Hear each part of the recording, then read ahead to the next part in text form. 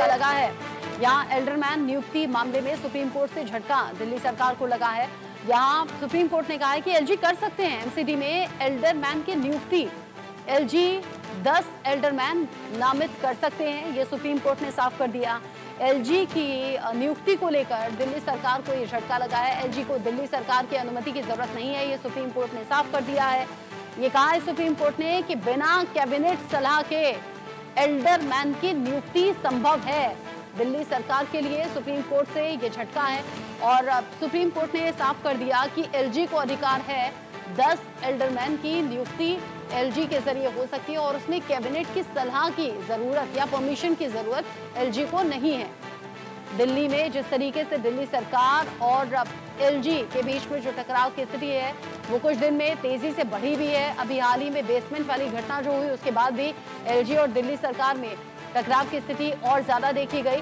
Alderman नियुक्ति मामले में अब सुप्रीम कोर्ट से झटका दिल्ली सरकार को लगा है। सुप्रीम कोर्ट ने साफ कर दिया कि बिना कैबिनेट की सलाह या परमिशन के एल्डरमैन की नियुक्ति संभव है और एलजी 10 एल्डरमैन तक की नियुक्ति कर सकते हैं, वो भी बिना किसी अनुमति या सलाह के। बिना सलाह के भी एलजी के पास ये अधिकार है। दिल्ली सरकार को सुप्रीम कोर्ट से ये झटका लगा है। आयुष इस खबर को लेकर ज्यादा अपडेट के साथ जुड़ गए हैं इंडिया न्यूज संवाददाता मेरे साथ।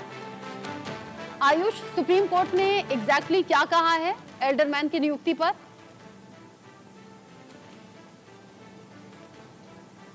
जी बिल्कुल, देखिए ये मामला सुप्रीम कोर्ट में पिछले 15 महीने से इंतजार में था और ये फैसला आज जो आया है ये 15 महीने के बाद आया है, जहां पर सुप्रीम कोर्ट ने एक अहम टिप्पणी की है और साथ ही दिल्ली सरकार को बहुत बड़ा झटका भी दिया है। आपको बता दें कि मई 2023 में दरअसल सुप्रीम कोर्ट ने इस फैसले को रिजर्व रख लिया था और आज जब ये फैसला सुनाया गया तो दिल्ली सरकार के लिए बहुत बड़ा सेटबैक है, क्योंकि एलजी को जो शक्तियां संविधान ने दी हुई थी, एमसीडी एक्ट 1993 ने दी हुई थी, आज उसको सामने रखने का काम सुप्रीम कोर्ट ने किया है। दिल्ली सरकार के द्वारा अपनी याचिका में यह बात कही गई थी कि अगर एलजी एल्डरमैन की नियुक्ति करते हैं तो ये चुनिंदा सरकार के साथ छेड़खानी होगी और संविधान की मूल मर्यादा के खिलाफ होगा।